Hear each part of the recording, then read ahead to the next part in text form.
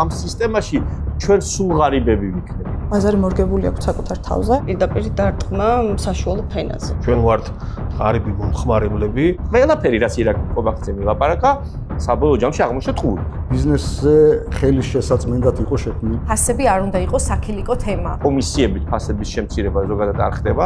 თუ ძალიან ბევრ ფულს დაბეჭდავ, ფასები გაიზრდება და ხალხი გაღარიბდება. სუბსიდირება და დახმარება მცირე ბიზნესის ეს არათანაბარ განაწილებას იწვევს ფინანსებისა. ქართულოსებას და შეჯიბრი ფულში მე მგონი არ არის. ბიზნესი არ არის მხოლოდ ფულის კეთება, არის ჭკვიანური ფულის კეთება. დავაწესოთ მინიმალური ხელფასის ზღვარი 1050 ლარის ოდენობით. ეს ყველაზე დაბალი შემოსავალი აქვს აგარგავს სამსახურს. ძირითადი ინტელექტუალური რესურსი გადის ქვეყნიდან. ეს კოლუმბია მსოფლიოში ყველაზე მდიდარი ქვეყანა იქნებოდა შავი ფულით რომ დიდრდებოდნენ.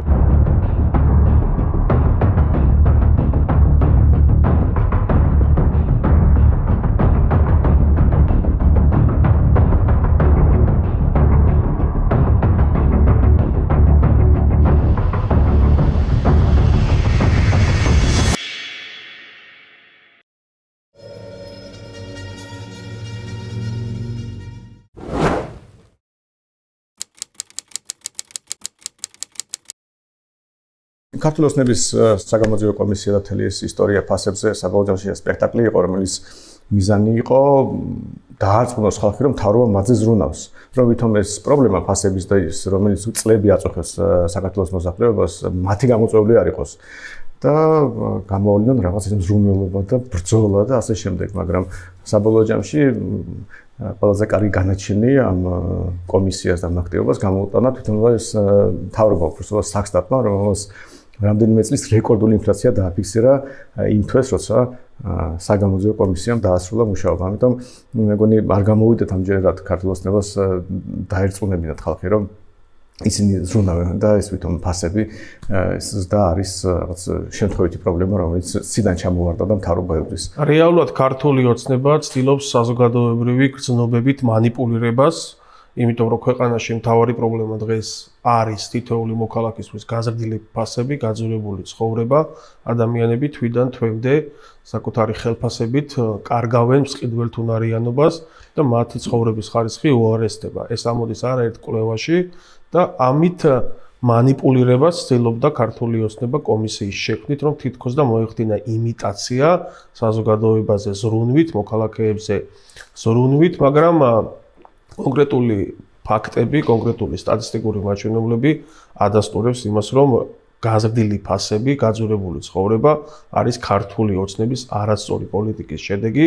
ბოლო 14 წლის განმავლობაში ყველაფერს აკეთებდა ქართული ოცნება და მისი პოლიტიკური და ეკონომიკური გუნდი, რომ ქვეყანაში დასუსტებულიყო მცირე და საშუალო ბიზნესი და გაძლიერებულიყო მხოლოდ ის კლანური ბიზნეს ელიტა, რომელიც დაკავშირებული არის უშუალოდ ბიძინა ივანიშვილთან, მის გარემოწმოსთან და ამ შემთხვევაში ჩვენ მივიღეთ არათუ ინკლუზიური ეკონომიკა, სადაც დოვლათი იქნება უფრო მეტად მცირე ბიზნესში და საშუალო ბიზნესში, არამედ ნახეთ მხოლოდ და მხოლოდ მსხვილ კომპანიებში მონოპოლიებისა და ოლიგოპოლიების შედეგად აკუმულირებული ქვეყნის ეკონომიკის უდიდესი ნაწილი, რაც აღარიბებს ხალხს, საქართველოს მოქალაქეებს და ამდიდრებს მხოლოდ და მხოლოდ იმ ელიტურ დაჯგუფებას, რომელიც არის შეზრდილი ქართულ ოცნებასთან და ბიძინა ივანიშვილთან. ოცნებამ რეალურად კომისია შექმნა იმისთვის, რომ მოსალოდნელი ფასები, რომელიც ჩვენს მოსახლეობას ელოდება გაზრდილი ინფლაციის ფონზე,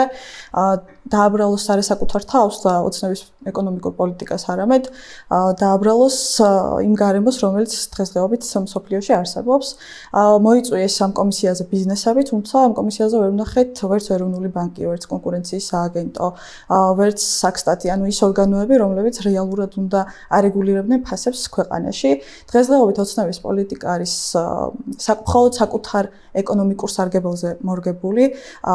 არ ემსახურება რეალურად შექმნას ჩვენი მოსახლეობისთვის ღირსეული ცხოვრების პირობები, შესაბამისად ის კორუფცია, რომელიც დღესდღეობით არსებობს, არის მხოლოდ გამოძახილი იმის, რომ ოცნება არ ფიქრობს საკუთარ ხალხზე და საკუთარ მოსახლეობაზე და აინტერესებს მხოლოდ საკუთარი პარტიული დაფინანსება და სწორედ ის ბიზნესები ყავდათ კომისიაზე წარმოდგენილი, რომელიც თავად ამ ოცნების შემომწირველები არიან და რომელსაც თვითონ ოცნების წევრებიც ადასტურებენ, როცა ბიზნესებზე საუბრობენ და ამბობენ, რომ 99% ბიზნესი სწორედ მათ უჭერს ხარს. კომისიამ საქართველოს მოქალაქეებს უთხრა, რომ ფასები ისედაც იაფია საქართველოში, მოკლედ ევროპასთან შედარებით, ამიტომ ვერაფერს ვერ გავაიაფებთ, პირიქით შესაძლებელიც კი არის, რომ ფასები გაიზარდოს და არაფრის ფასი არ შემცირდება ქვეყანაში. როდესაც ხელისუფლება ქმნის ფასების შემსწავლელ საპარლამენტო კომისიას, აქ ან ეკონომიკურ უცოდინარობასთან გვაქვს საქმე ხელისუფლების მხრიდან, ან მოსახლეობისათვის თვალებში ნაცრის შეყრასთან.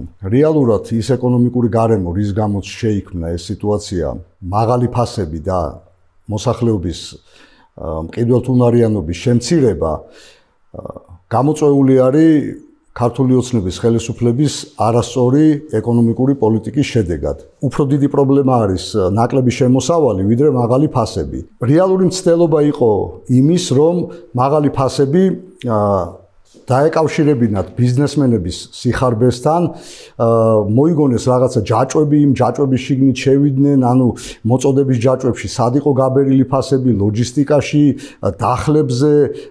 რეალურად ეს არ არის ხელისუფლების საქმე და საერთოდ არ უნდა ჩარეულიყვნენ. ნებისმიერი ჩარევა ასეთ დროს, ნებისმიერი დამატებითი რეგულაცია ერთის მხრივ იწვევს ინვესტორების, პოტენციური ინვესტორების შიშს, რომ ამ ქვეყანაში ინვესტიციით შემოსვლა შეუძლებელი არის, იმიტომ რომ პოლიტიკოსები ნებისმიერ დროს შეიძლება ჩაერიონ შენ საფასო პოლიტიკაში და გადაგიწყვიტონ რა ფაში უნდა გაყიდო ესა თუ ის პროდუქცია ან მომსახურება.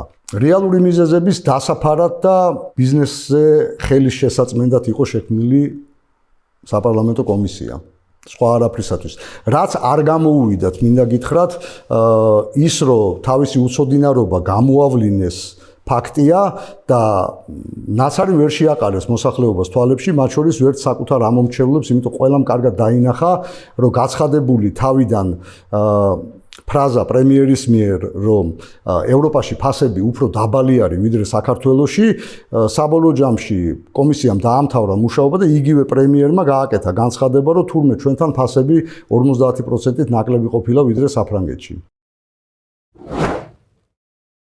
ალბათ უფრო სხვა პროფესიის ადამიანებმა უნდა იმსჯელონ იმაზე რა იყო პოლიტიკური მიზანი ამ კომისიის შექმნის, შემსწავლელი კომისიის, ასე ვთქვათ.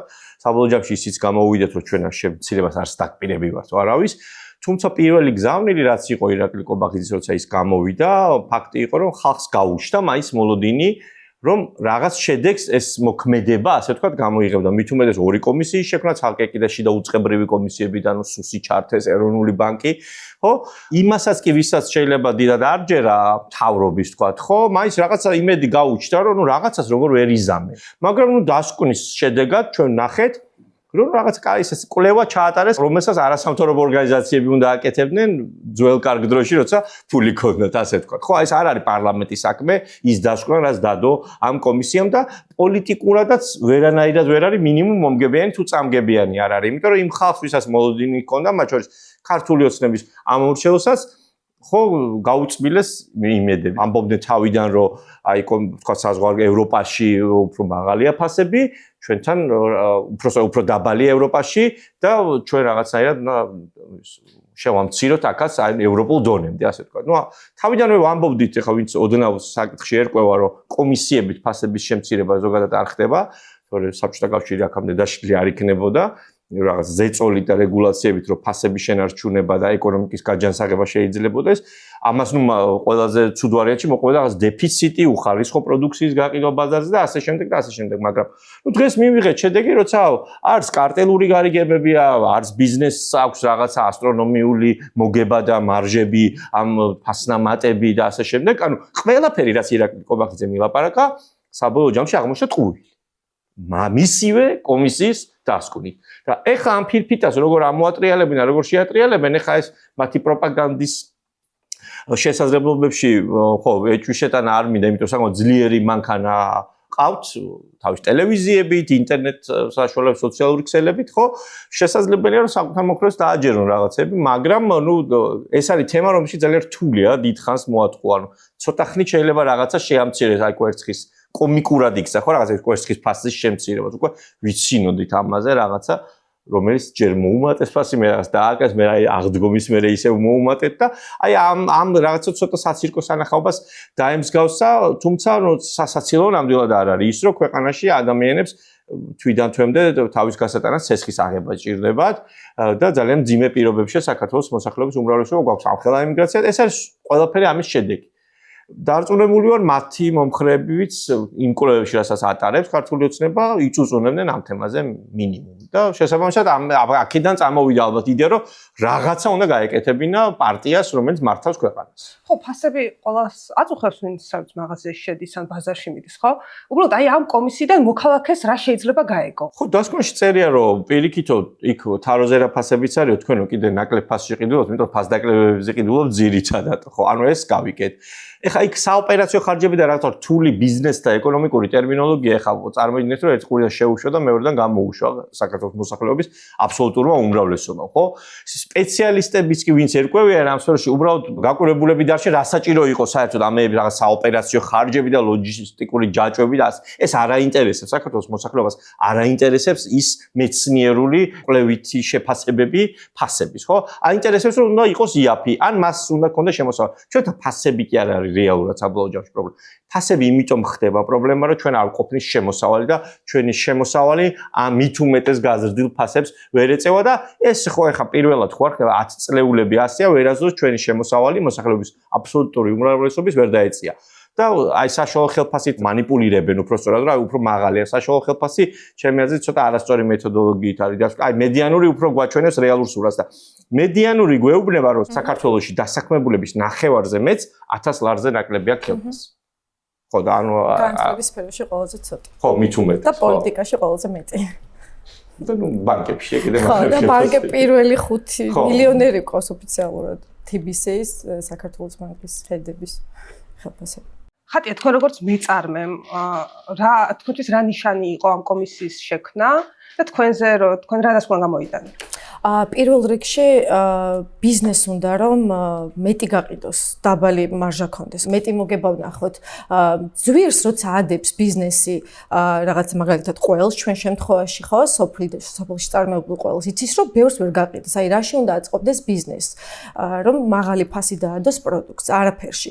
ეს ფასების კომისია როგორც კი დაიწყო თავიდან და სუსში რო დაიბარეს დამფუძნებლების 80 ბიზნესი ეს თქვა რაღაც დარეკეტების მცდელობა რო იყო ჩვენთვის იყო შემაშფოთებელი რა თქმა უნდა ზრდას უშლის ხელს ეხა შენ როცა ახალგაზრდა ბიზნესმენი ხარ და უყურებ რაღაც აგროჰაბის დამფუძნებელი სუში დაიბარეს რომ თითქოს ხელოვნურად ფასები დაარეგულირონ არ გიჩნდება სურვილი რომ გაიზარდო ასევე ფასების კომისიის მიზანი არ იყო ვერ შეამცირებდა მაგალითად ნავთობის ფასს ვერ შეამცირებდა ხორბლის ფასს ხო ანუ რა იყო მაშინ შედეგი იყო ის რომ თითქოს მე ვზრუნავ ჩემს მოქალაქეზე დროებით ქონოდათ ეს სალაპარაკო თემა მე აღმოაჩინეს რომ ეს კარტელური გარიგებები არსებობდა ალბათ და პოლიტიზირებულია ისედაც ეს ეკონომიკა ხო ჩვენი სუბსიდიებს იღებენ რაღაცა ჯიბის ბიზნესმენები ვერ დაამტკიცეს ის რომ ბიზნესმენები გაღორდნენ და დიდ ბიზნესებზე ვერ გადაიტანეს ისრები ამიტომ ისევ ღარიბ მოსახლეობაზე გადატეხეს ჯოხი რომ აი თქვენ ხართ ღარიბები და თქვენშია პრობლემა რომ თქვენ ახან მსყიდველობით უნარიანობა არის თქვენი დაბალი კი ეს არის პრობლემა და რა არის გამოსავალი არც ერთი გამოსავალი არ დაუდგენიათ მათ უბრალოდ გვითხრეს რომ პრობლემა არ არის რაღაც საოპერაციო ხარჯებში რაღაცა PPP და რაღაც ტერმინოლოგიით ესაუბრებიან მოსახლეობას რომელსაც საშუალო სტატისტიკური სადღაც ჩხოროწყუში მყოფი მარინა ვერ გაიგებს მას უნდა რომ ფასებმა დაიწიონ და უფრო მეტად გააღიზიანეს ეს ადამიანები. აი ეს იყო შედეგი. სხვათა შორის თქვენს რომ მცირე და საშუალო ბიზნესო მეტი დახმარების პროგრამები ჭირდებათ. რაც მოვიდნენ ხელისუფლებაში იმის მერე რაღაცა ის აქვს თან. ხო, ნუ აწარმოეს საქართველოში ყველა ის სამთავრობო პროექტი და სამთავრობო ფული, ანუ ბიუჯეტის ფული, ჩვენი ფული მიდის უფრო მსხვილი ბიზნესის დაფინანსებას და მათი შემომწირველების დაფინანსებას, ხო, იგივე სოფლის მეურნეობის სექტორში რეალურ შედეგებს მცირე და საშუალო საწარმოები ნამდვილად ვერ ხედავენ ამ დაფინანსებიდან და ანუ თვითონვე ამბობენ რომ აქამდე არასწორად ვაკეთებდითო რაღაცებს ბოდიში ჟარგონში ტყუილა ვატენიდითო ვიღაცებს ფულსო ხო და ეხაო სხვანაირად უნდა გავაკეთოთო ანუ ცოტა ფეხში სროლასავით იყო ეს კომისიის დასკვნა მე მგონი ხო, რა უნდა გააკეთონ სხვანაირად, როდესაც ამდენი წელი აკეთებენ ერთი და იგივეს, ხო, თავიანთ ბიზნესმენებს აწარმოიშიც, მათ შორის, არ ვიცი, ჯიტა რო აქვთ იქ და კიდე ის ბანკის ცესხებს რო უფინანსებენ. როგორც არ უნდა ეცადო, ვერ გაიმარჯვებ და ვერ მოიპოვებ მან. იმიტომ რომ წინასწარ არის განსაზღვრული, ვის უნდა მისცენ ეს ფული.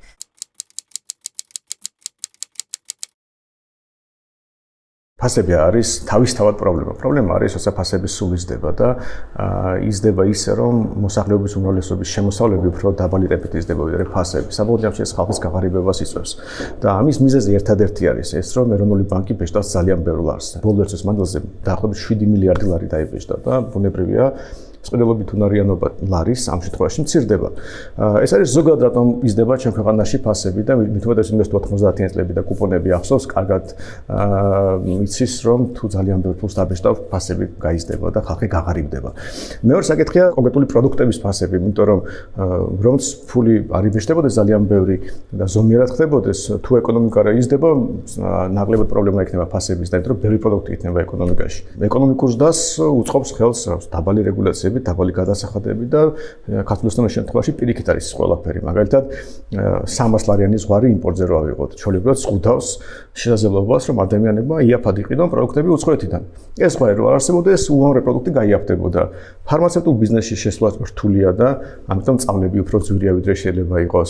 იგივე საბანკო სისტემაში კონკურენცია ფაქტობრივად არის, იმიტომ რომ შეზღუდულია ეროვნული ბანკის მხრიდან. თორე ისე ყოველწელს რეკორდული მოგებები აქვს ჩვენ ბანკებს და რატომღაც არც ერთი უცხოური ბანკი არ შემოდის ჩვენ ბაზარზე. და საბოლოო ჯამში თუ კონკურენცია მაღალია, ეკონომიკური ზრდა მაღალია, უფრო მეტი პროდუქტია ეკონომიკაში და საბოლოო ჯამში ცალკეული პროდუქტების ფასები შეიძლება შემცირდეს კიდეც და თუ ეროვნული ბანკი ფულს არ ბეჭდავს, ან ძალიან ცოტას ბეჭდავს, საერთოდ არ იქნება პრობლემა მაღალ ფასებთან. არ არსებობს ცალკე აღებული სახელმწიფოს ეკონომიკა, არსებობს გლობალური ეკონომიკა, სოფლიო ეკონომიკა, სახელმწიფოები ქმნიან დოვლათს და დამატებით ღირებულებას გლობალური ეკონომიკისთვის და მდიდრდებიან, ან არიან უბრალოდ მომხმარებლები და ღარიბდებიან. საქართველოს შემთხვევაში სამწუხაროდ ჩვენ ვართ ღარიბი მომხმარებლები, ჩვენ არაფერს ფაქტობრივად არ ქმნით გლობალური მსოფლიო ეკონომიკისთვის, იქნება ეს პროდუქტი თუ იქნება ეს სერვისი და ვართ უბრალოდ გაძვირებული პროდუქციის მომხმარებლები და ეს არის სწორედ ქართული ოცნების არასწორი ეკონომიკური პოლიტიკის შედეგი. ჩვენ 70%-ით ვართ იმპორტ დამოკიდებულები და ის 30%-იც კი, რომელიც ექსპორტის სახით გვაქვს სტატისტიკურ მაჩვენებლებში, გარდა მცირე ჩამონათვალისა, შეიძლება იყოს ღვინო, მინერალური წყლები, არის ავტომობილები და ისეთი პროდუქცია, რომელიც საქართველოში არ იწარმოება.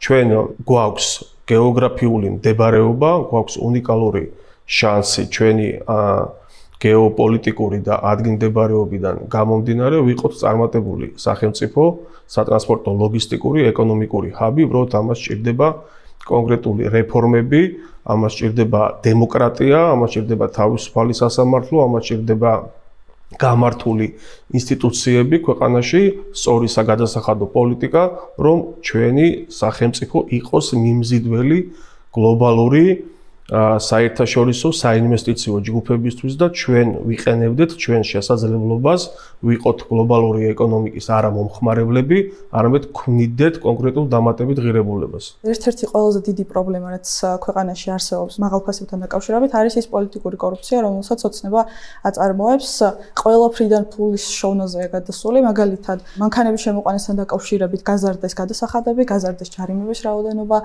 კიდევ უფრო მეტად გაუძვირეს ჩვენს მოსახლეობას ცხოვრება. ეროვნული ბანკი არ მუშაობს იმაზე, რომ ინფლაცია აკონტროლოს და მხოლოდ პარტიული ინტერესების გატარებით არის დაკავებული, კონკურენციის სააგენტო არ უზრუნველყოფს ქვეყანაში კონკურენციას.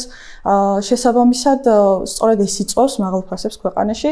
ყველა მხრიდან, როცა ცდილობ, რომ მოსახლეობას ფული მოპარო და გააღატაკო, შესაბამისად ფასებიც მაღალი იქნება, მოსახლეობის მყიდველუნარიანობა იქნება შემცირებული და მოსახლეობა იქნება იმ სიღარიბეში, რომელ სიღარიბეშიც დღესდღეობით არის. რეალური პრობლემა ერთი არ არის, სრული ჩამონათვალი შეიძლება აქ ვერ მოვასწროთ, მაგრამ რამოდენიმე სიტყვით რო გითხრათ, არასწორი მონეტარული პოლიტიკა პირველი ეროვნული ბანკის ჭარბი ფულის გამოშვება ბაზარზე, როცა მას არ შეესაბამება რეალურად გაზრდილი ეკონომიკა, არა ციფრებში გაზრდილი ეკონომიკა, არამედ რეალურად დასაქონლებული ეკონომიკა, რომელიც გამოხატული უნდა იყოს ან მომსახურებით, ან საქონლით. როცა ეს შესაბამისობაში არ არის და გამოდის ჭარბი ლარი, ხდება ესეთ ნახტომისებური გაუფასურება, რაც მოსალოდნელი იყო. ერთი ეს არის ფულად საკრედიტო პოლიტიკა არასწორი, მეორე ეს არის დამატებითი რეგულაციები, შეზღუდვები, ლიცენზიები, რაც ყოველთვის დამატებითი ხარჯი არის ბიზნესისთვის და საბოლოო ჯამში ეს დამატებითი ხარჯები აისახება ფასებში და მისი გადამხდელია მომატებული ფასების ყოველთვის მოსახლეობა არის. და მონოპოლიები, რომელიც შექმნილი არის ბიზნესის ნებისმიერ მსხვილ სფეროში, ეს იქნება იმპორტი, ეს იქნება მშენებლობა, ეს იქნება წამალი, ეს იქნება ნავთობპროდუქტები, შექმნილი არის მონოპოლიები და ეს დამატებითი რეგულაციები ასევე ხელს უშლის მცირე ბიზნესის შემოსვლას ან ახალი ბიზნესის დაწყებას ამ ქვეყანაში და ნებისმიერი რეგულაცია დამატებითი გარდა იმისა, რომ ფასში აისახება, ასევე ბიზნესის საწყის ეტაპზე დამატებით ფინანსებს მოითხოვს, რაც დამწყები ბიზნესისათვის შეუძლებელი არის, რომ გაიღოს, ან ძვირი უჯდება და თავს არიდებენ ასეთ ბიზნესში შესვლას, სამაგიეროდ უკვე არსებული ბიზნესები, გამსხვილებული ბიზნესები ამ რეგულაციებს მარტივად ერგებიან და ამ მსხვილი ბიზნესების კიდევ უფრო გამსხვილება ხდება და საბოლოო ჯამში გამოდის ის, რომ ფას კი არ კარნახობს ჯანსაღად როგორც უნდა იყოს მოთხოვნა მიწოდება და ფას ეს კი არ არეგულირებს. ფასი დამოკიდებული არის აი ამ ბიზნეს კლანების მადაზე და მათ შეუძლიათ ეს ფასები დააწესონ მარტივად. რაც ბოლო პერიოდში განსაკუთრებით გამოიკვეთა, ეს არის პირდაპირ დარტყმა საშუალო ფენაზე. ეს აისახა იმ საკანონმდებლო ცვლილებებში, რაც მიიღეს, იმიტომ რომ რეალურად ქვეყანაში დოლარს ქმნის საშუალო ფენა. და საშუალო ფენა ეს იქნება საშუალო ბიზნესი თუ ეს იქნება ის არასამთავრობო სექტორიც, რომელიც ძალიან დიდ როლს თამაშობდა იგივე მცირე და ასე ვთქვათ რეგიონალური განვითარების კუთხით. თუ კი რამე საქართველოში გაკეთებულა სოფლის მეურნეობის მიმართულებით, ჩემი სექტორის ამ შემთხვევაში ამ რაღაც მრეწველობის და რიწვის მიმართულებით, სხვადასხვა ყველაფერი კეთდებოდა ძირითადად დონორი ორგანიზაციების დახმარებით და ეს ინფრასტრუქტურული, ასე ვთქვათ, რაღაცა პირველად ინვესტიცია ძალიან დიდწილად იყო მათი დახმარებით, რა ვიცი, მცირე საწარმოები, სადაც მზადდება, რა ვიცი, ტყემალი, ყველი, ეს ყველაფერი კეთდებოდა აი ამ დონორული დაფინანსებით და ამ, ასე ვთქვათ, ცვლილებით, რომელმაც ძალიან დიდი რუსულ კანონს გულისხმობ ამ შემთხვევაში, ძალიან და მერე შემდგომი კანონები რაც ამას მოყვა, ძალიან დიდი დარტყმა მიაყენეს სწორედ აი ამ მთავარ, ასე ვთქვათ, მამოძრავებელ ძალაზე, რომელიც ამ საშუალო ფენას ეხმარებოდა იმაში, რომ განვითარებულ, განსაკუთრებით რეგიონებში, იმიტომ რომ რეგიონების ადამიანებს აქვთ რაღაც ადგილობრივად პატარა რესურსი და მათ რაღაცნაირად ბოლო წლებში დაიჯერეს, რომ შესაძლებელია, რომ მათაც რაღაც გარკვეული დაფინანსება მოიპოვონ და მერე შემდგომში ეს ყველაფერი განავითარონ და თუ კი დღესაც რამე მუშაობს, ძირითადად არის სწორედ აი ამ დაფინანსების წყარო. ამ შემთხვევაში მე ყურადღებას გავამახვილებდი DGK-ს ზღვარზე, რომელიც არის აბსოლუტურად, არაფერში აღარ ჭდება უკვე ეს 100,000 ლარი, რომელიც დაწესდა ძალიან ბევრი წლის წინ და მას მერე ფასები იმდენად გაიზარდა, რომ 100,000 ფაქტიურად დღეს არაფერი არ არის, 100,000 ქვემოთ ბიზნესიც არ არის რეალურად, ეს არის რაღაცა ძალიან მიკრო ბიზნესი და როგორც კი ადამიანი ან ინდმეწარმე ან დაუშვათ შეპასე მიაღწევს ამ ზღვარს, მაშინვე ხდება, ასე ვთქვათ, ეს 18%-იანი ფასნამატი, რომელიც ემატება DGK-ის შემთხვევაში, არის ძალიან დიდი, ასე ვთქვათ, ფასის გაძვირების წინაპირობა, ხო? შესაბამისად, მე ხდება რაღაც გარკვეული მახინაციები, როდესაც მეორე შეპასეს გახსნი მესამეში, რომ არ გადააჭარბო, ასე ვთქვათ, DGK-ის ზღვარს. თავისთავად ისიც პრობლემაა, რომ არ გინდა რომ სახელმწიფოს გადაუხადო გადასახადები. ეს თავისთავად ჯანსაღ საზოგადოებაში ეს არ უნდა ხდებოდეს და როდესაც სახელმწიფო რაღაცა ძირითად სერვისებს გაძლევს, მე შენც გიხარია, როდესაც გადასახადს იხდი და შენი წვლილი შეგაქვს ამ განვითარებაში. შესაბამისად ეს პრობლემა რაღაც ყველაფერი ერთმანეთთან არის დაკავშირებული. ასევე ჩვენი ქვეყანას ესე ვთქვათ, ჩიდა წარმოების კუთხით კიდევ რა რესურსიც აქვს, ასე ვთქვათ, ინტელექტუალური რესურსი. ამ ბოლო პერიოდის ცვლილებებმა ძალიან დიდი დარტყმა მიაყენა ამასაც, ხო? ანუ ძირითადი ინტელექტუალური რესურსი გადის ქვეყნიდან და ესეც არის პრინციპში მესიჯია პირდაპირ, რომ წადით. ვინც ასე ვთქვათ, შეგვიძლია რომ შევქნათ არა მარტო ჩვენი ოჯახის სამყოფი, არამედ ჩვენი ასე ვთქვათ გარშემო რაღაცა რაოდენობის ადამიანს შეუქმნათ გარკვეული წინაპირობა იმის რომ განვითარდნენ და თვითონაც ეკონომიკურად გაძლიერდნენ ჩვენ გვეუბნებიან რომ წადით ამ ქვეყნიდან იმიტომ რომ რაღაცნაირად ჩვენ ადგილს აქ ვეღარ პოულობ შეზღუდული არის ყველანაირი დასაქმების წყარო დონორული დაფინანსებები თითქმის ნულამდე დავიდა და ბიზნესიც უკვე რაღაცნაირად აი ეს რაღაცა თუ კი რამე მუშაობს რაღაცნაირად ინერციით ჯერ კიდევ ეს ასე ვთქვათ, ის რეალობა ჯერ კიდევ მთლად ბოლომდე არ დამდგარა და რომ დადგება, მე უკვე აი ძალიან თვალსაჩინო იქნება. ის კი არა რომ ჩვენი ხელფასი ვეღარ ეწევა მზარდ ფასებს, ჩვენმა ხელფასებმა და ჩვენმა შემოსავალმა დაიკლო. დღეს ზღვარიც ერთ-ერთი ძალიან მნიშვნელოვანი საკითხია, რომელიც, რა ვიცი, რამდენჯერმე იყო ნახსენები, რომ უნდა აეწიათ და რა ვიცი, მე რა თქმა უნდა, ამაზე თავი შეიკავეს და ეს ძალიან უშლის ხელს ბიზნეს იმაში რომ დავშვით შემდეგ ცოტა გაძლიერდეს და მერე გახდეს ამის გადამხდელი. ხო, ანუ როგორც კი ცოტა მოძლიერდება, ეგრევე ეს დღეგ რაღაცნაირად ძალიან დაბალი ზღვარი 100,000 აი ფაქტიურად არაფერი არ არის ერთი წლის კონტექსტში თუ გავიაზრებ 12 ამასთანავე ეხა როდესაც შენ აი ჩვენ შემთხვევაში მაგალითად შენ ეხმარები მცირე მეწარმეებს ისინი არ არიან დღეგეს გადამხდელები და როდესაც შენ ეხმარები მათ გაყიდვაში შენ თლიანი ღირებულებიდან იხდი თლიან 18%-ს იხდი და არანაირი გაქვით არ ხდება იმიტომ რომ შენ მერე ვისაც ურიცხავ ის არ არის თავისთავად დღეგეს გადამხდელი და შესაბამისად ეს პირდაპირ აწვება აი ამ ასე ვთქვათ დავშოთ ისეთ შუალედურ გოლებს, რომელიც მაგალითად აი მარკეტინგის ნაწილში ეხმარება, აი ძალიან პატარ-პატარა მცირე მეწარმეებს, იმიტომ რომ თლიანად უნდა შეიყვანოთ 18% შენს ღირებულებაში, რაც ძალიან აძვირებს საბოლოო ჯამში ამ პროდუქციის ფასს. როგორც მაღალი ფასი არის პრობლემა, ასევე არის დაბალი ფასიც პრობლემა. კახეთში გლეხი, რომელიც ერთი წელი ელოლიავება ყურძენს და სეზონზე არ აქვს მას სამაციურები მოწესრიგებული და მთელი რიგი სუბსიდიები მიდის ვიღაცა მსხვილი ბიზნესმენების ჯიბეებში, ამ შემთხვევაში უწევს იაფად რეალიზება. ანუ ეს ზღვარს დაბლა რეალიზება ამისი და ისევ ის მსხვილი ბიზნესმენი ყიდულობს და იღებს ამისგან. დღეგეს რაც შეეხება, მე ვფიქრობ, რომ მცირე და საშუალო ბიზნესს უნდა, რა თქმა უნდა, დიფერენცირებული უნდა იყოს ეს დღეგე. მსხვილ ბიზნესებს თუ დღეგეს გაუქმებენ, უკან დაუბრუნებენ ისევ ფულს. ჩვენ ვსაუბრობთ იმაზე, რომ ეკონომიკა არის პოლიტიზირებული, ამ შემთხვევაში შემოწირულობების სახით დააბრუნებენ უკან. ან რა გარანტიაა, რომ დაუწევ დღეგეს და ისევ ფასი დააკლდება აი ამ პროდუქტებს, ხო? ვერავინ ვერ მოგცემს ამის გარანტიას. ამიტომ ყველაზე მეტი მხარდაჭერა, დახმარება სახელმწიფოს მხრიდან უნდა მიედინებოდეს მცირე და საშუალო მეწარმეობის მიმართულებით და არა ისევ აი ამ მსხვილი ბიზნეს ჩინოვნიკების ჯიბებში არ უნდა მიდიოდეს. 5 ძროხაზე მეტი როდესაც ყავს გლეხს, საოჯახო მეწარმედ შეუძლია დარეგისტრირდეს, მაგრამ 5-ზე მეტ რაოდენობას რომ ცილდება, უკვე ეტიკეტი უნდა გააკეთოს, უნდა გადაიხადოს შემოწმებაში ფული და ასე აი როგორ წარმოგიდგენიათ ამ პირობებში, როდესაც საკვები, ესეთი ძვირი, აი კამეჩები გადაშენების პირას არიან საქართველოში, ესეთი უნიკალური ჯიში, ხო? იმის გამო რომ ფერმერები, მცირე ფერმერები ვერ ინარჩუნებენ, ვერ უვლიან, ვერ იხდიან მათ საკვებში ფულს და ამიტომ სეზონზე უწევთ თვითღირებულებაზე ნაკლებ ფასად გაყიდვა. ეს არის კატასტროფა, რის წინაშეც ეხა ჩვენ ვართ. ფასები არ უნდა იყოს საქილიკო თემა. ფასები არის ძალიან გრძნობიარე თემა და ამას ჭირდება კომპლექსური მიდგომა. როგორ შეიძლება ქვეყანაში, სადაც მოხმარება, ანუ პროდუქციის იმპორტი 6-ჯერ მეტი არის ექსპორტზე, თითქმის არაფერი არ იწარმოება ქვეყანაში, ხო?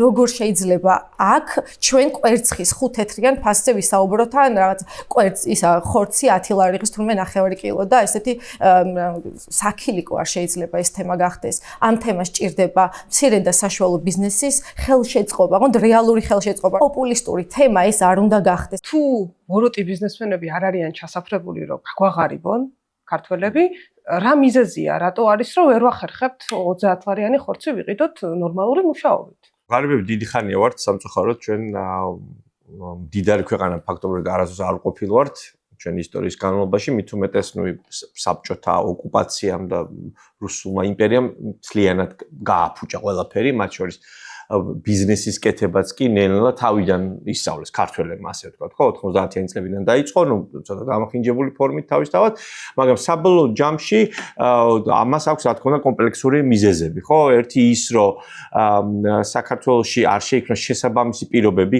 გრძელვადიანად ასე ვთქვათ რომ განვითარებული იყო ვთქვათ ბიზნესი და ამაზე ნობელის პრემია ხალხს მოგებული და წიგნები დაწერილი და სამეცნიერო შრომები იმასთან დაკავშირებით თუ რატო ვერ მდიდრდება ზოგი ქვეყანა Why Nations Fail არის ცნობილი წიგნი ხო აჯე მოღულს და რობინსონის რომელზეც შარშან ნობელის პრემიას მიიღეს სადაც არის განმარტებული რომ ისეთ ჩაკეტილ საზოგადოებებში თქვა და ისეთ ელიტა სადაც მართავს ქვეყანას ასე ვთქვა ხო რაღაც ვიწრო პოლიტიკური ელიტა იქ წარმოუდგენელია ეკონომიკური განვითარება ანუ რაღაცა განვითარება იქნება რა თქმა შეიძლება რაღაცა მშიერი არ მოკვდეს პირობითად მაგრამ იქ სიმდიდრეზე ლაპარაკი ზედმეტია და ამის მაგალითად მოხავთ რა ვიცი სოფლიოს განვითარების ჯერ კიდევ მე მგონი შუა საუკუნეების ისტორიიდან იწყებენ და ამას ხსნიან ძალიან გასაგებად და ისინი ამბობენ რომ გამიზეზი ამისი არის ის რომ ეს ელიტები არ ზრუნავენ იმაზე რომ ქვეყანა გამდიდრდეს იმიტომ რომ ისინი ისედაც დიდრები არიან და მათთვის ცვლილებები შეიძლება პირიქით რაღაცა დამაბრკოლებელი და შემაფერხებელი იყოს და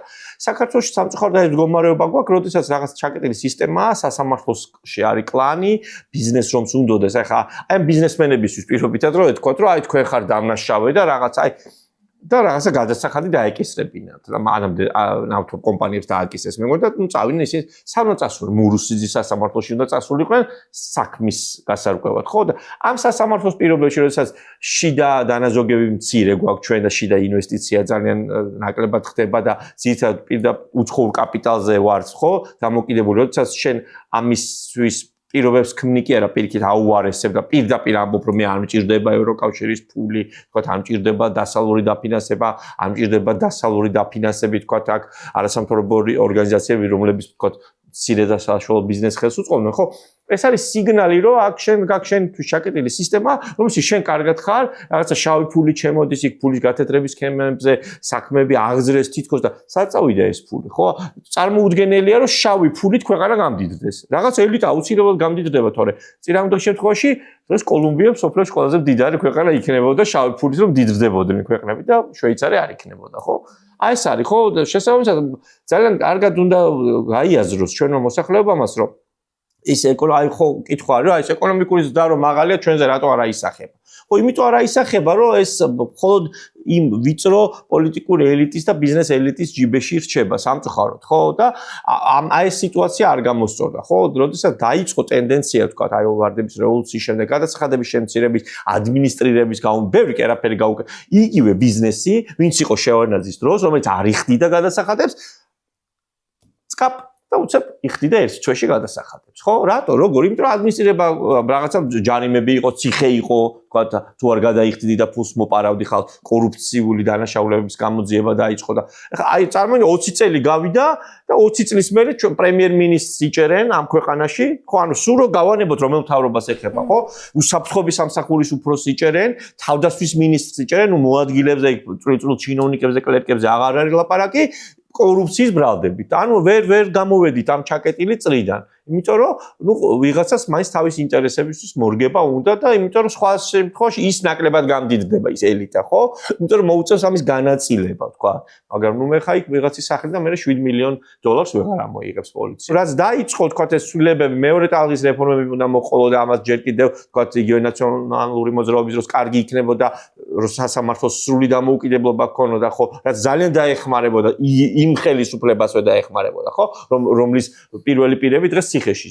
ჩაკეტილ წრეში ტრიალებთ და ვერ გავდივართ ამ ჩაკეტილი წრიდან და ამიტომ მინდა რომ ხალხმა ეს გაიაზროს ძალიან კარგად რომ ამ სისტემაში ჩვენ სულ ღარიბები ვიქნებით. საშუალოდ სულ ღარიბები ვიქნებით და ნელა გავდივართ. ჩვენ ხო სწრაფად გვინდა რომ რაღაცა ჩვენ სიცოცხლეში გვინდა რომ რაღაცას მოვესწროთ ადამიანები, ხო? და ნუ კი შვილებისთვის გვინდა ყველაფერი, მაგრამ ამ პირობებში ხო პირიქით როგორც აღნიშნეს, მცირდება ჩვენი შემოსავალი და თავისთავად ამ გაზრდილ ფასებს ძველი შემოსავალიც ვერ დაეწევა. ეხლა მით უმეტეს პირიქით, უფრო ნაკლები გვაქვს და ხვალ რა იქნება არ ვიცით, ხო, ეს პერსპექტივების ხვალინდელი დღის განსა ხვალ რა იქნება და რაღაცა, ხო, რეკლამების ხშირად სწორედ ამაზეა, რაღაცა ოპტიმიზმი ჩაგვისახო, ხო, თვითონ რეკლამით ვერ ჩავისახოთ, ხო, ოპტიმიზმს, რაღაცა განჭრეტადობა უნდა გქონდეს ხვალინდელი დღის, ხვალ რა ვიზამთ არ ვიცით, ანუ ხვალ რა დაგვემართება შეიძლება ჩვენს წასასვლელები გავხდეთ, ხო, სიტყვაზე ამ ქვეყნად. აი ამ განცდებით, ამ мотивაციით, ხო, როგორ წარმოგიდგენთ, ან ბიზნესის კეთება ქვეყანაში, ან რამის კეთება საერთოდ, ან რა ვიცი, სესხი როგორ უნდა აიღო, ხო, ადამიანმა, ხო, აი ბანკსაბანკო სესხები ვიცი, ანუ სესხის აღება სხვა ცუდი კი არ არის, თუ გონიურულად აიღებ და თქვა რაღაცას დაგეგმებ ბიზნესისთვის, ხო, მაგრამ ხვალ რო არიცი როგორი გაყიდვები გექნება და საერთოდ ქვეყნიდან გასაქცევი შეიძლება გახდე, რა ვიცი, ვეღარ რისკავ ახალ ვალდებულებას ვეღარ იღებ და ეს რა თქმა უნდა, მცირე და საშუალო ბიზნესი ყველაზე, იმიტომ რომ მსხვილი ბიზნესი ყოველთვის დაალაგდება ყველანაირ ხელისუფლებასთან, ხო, რავი, ლიბანშიც არის ბიზნესი და რავი, ცუდ ქვეყნებშიც, ანუ არეულ ქვეყნებშიც არის ბიზნესი, რაღაცა ვაჭრობა, მაგრამ ეს არ ყველაზე, რა თქმა უნდა, არა ისახი.